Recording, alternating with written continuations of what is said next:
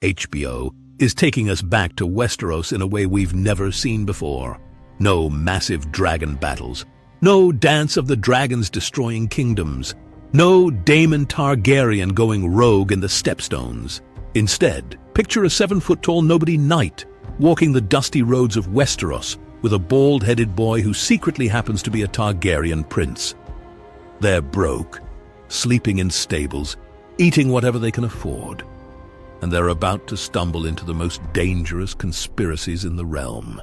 This is the story of a Knight of the Seven Kingdoms, and here's what makes it completely different from everything we've seen. For the first time ever, there are no living dragons. The last dragon died 56 years before this story starts. The Targaryens are kings who lost their ultimate weapon, and the entire realm knows it. Today I'm breaking down everything you need to know before this show drops. Who Dunk and Egg are, what a hedge knight even is, what time period we're in, which kings are ruling, and why this might be the most tragic and beautiful Targaryen story ever told. By the end, you'll understand why this show could be the most emotionally devastating thing HBO has ever made. Before we meet our heroes, you need to understand what makes this show unique. It's all about hedge knights. In Westeros, there's a huge hierarchy. Landed knights own castles and collect taxes. Household knights serve lords, living in their castles, getting fed, housed, and paid. Then you have hedge knights, the bottom of the barrel. Hedge knights are wandering warriors with no land, no lord, no home. They travel town to town, tournament to tournament, trying to earn money by winning jousts, hiring themselves out as bodyguards, or working as temporary sworn swords for minor lords. The name literally comes from sleeping under hedges by the roadside because they can't afford inns. Think medieval freelance warriors, sometimes honorable, sometimes sketchy, always struggling. The small folk love them because hedge knights are accessible. The nobility looks down on them as low-born pretenders. This is Dunk's world. You'll see him disrespected by lords, struggling for money, sleeping in stables, constantly proving he's worthy even though he basically knighted himself. Sir Duncan the Tall, played by Peter Claffey, is an orphan from Flea Bottom, the worst slum in King's Landing. When his hedge knight mentor Sir Arlen dies, Dunk makes an audacious decision. He buries the old man, takes his armor, and declares himself a knight, even though he was never properly knighted. He's over 7 feet tall, massively strong, and out of his depth. His shield shows a green shooting star above an elm tree at sunset, a sigil he just made up. He calls himself Dunk the Lunk, thick as a castle wall. He's not clever like Tyrion. He's just a good man trying to do right. The show starts with Dunk heading to a tournament. On the way, he meets a bald-headed kid who won't leave him alone. Egg, played by Dexter Saul Ansel, is clever, well-spoken, weirdly knowledgeable. He begs to become Dunk's squire. Plot twist: Egg is actually Prince Aegon Targaryen, 4th son of Prince Maekar. He shaved his silver blonde hair to hide his identity because he's done with palace life. His brother Darren is a drunk. His brother Aerion is a sadistic psychopath who burns people for fun. And his brother Aemon? Well, you'll remember him when he gets older. Egg wants to see the real Westeros. When Dunk discovers the truth at the tournament, he's terrified. But after a trial by combat goes wrong, Prince Baelor Breakspear, the greatest man in the realm, dies from a mace blow. Prince Maekar has an epiphany.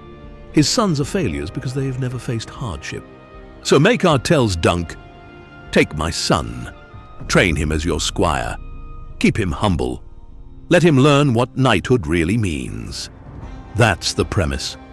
A giant hedge knight and a secret prince wandering Westeros, learning about honor, friendship, and being good in a corrupt world. Future spoiler: Egg becomes King Aegon, the 5th the unlikely, because he was never supposed to be king. Dunk becomes Lord Commander of the King's Guard. Their friendship lasts 25 years and ends in tragedy at Summerhall. This show takes place in 209 AC, 89 years before Game of Thrones. 100 years after House of the Dragon Season 2.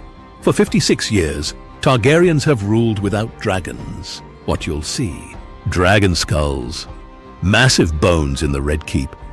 Balerions' jaws are so huge, a man on horseback could ride through. Their propaganda reminding everyone Targaryens used to be unstoppable. Dragon eggs, ancient relics that haven't hatched in generations. Egg has a green and white egg from his cradle. He dreams it might hatch. It won't. Targaryen vulnerability. Without dragons, they can be challenged.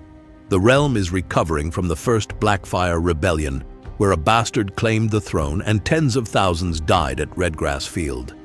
Who's ruling? King Daeron II starts the show. He brought Dorne into the realm peacefully. He dies in 209 AC. King Aerys I takes over, letting Brynden Bloodraven Rivers run everything. Yes, the future three-eyed raven. What will this new show look like? In the first season, you'll see the tourney at Ashford Meadows, jousting, colorful tents. Dunk meeting Tansel, a puppeteer who paints his shield. Prince Aerion attacking Tanzel for mocking Targaryens. Dunk defending her and striking a prince, a death sentence. A trial of seven champions fighting for each side. This isn't dragon battles. This is Game of Thrones at street level. Brutal, personal, emotional. Future seasons could adapt. The Swan Sword, water rights dispute.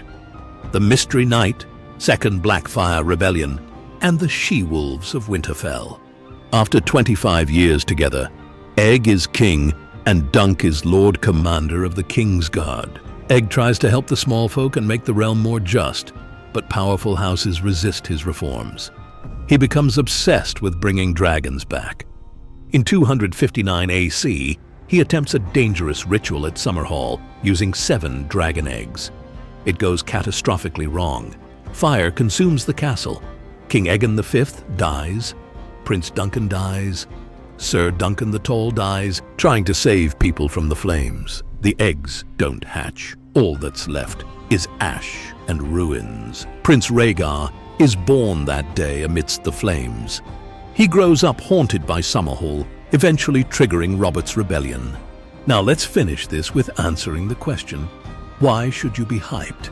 This is the most human Game of Thrones story.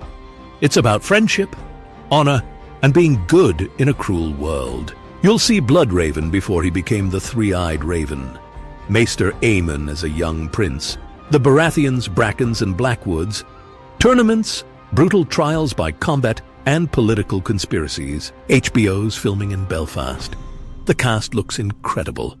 This could be the most emotionally devastating show in the franchise. Get ready, because sometimes the most powerful stories are about ordinary people doing extraordinary things. Tell me in the comments, which storyline are you most excited to see? Hit that like button if you're ready for this show.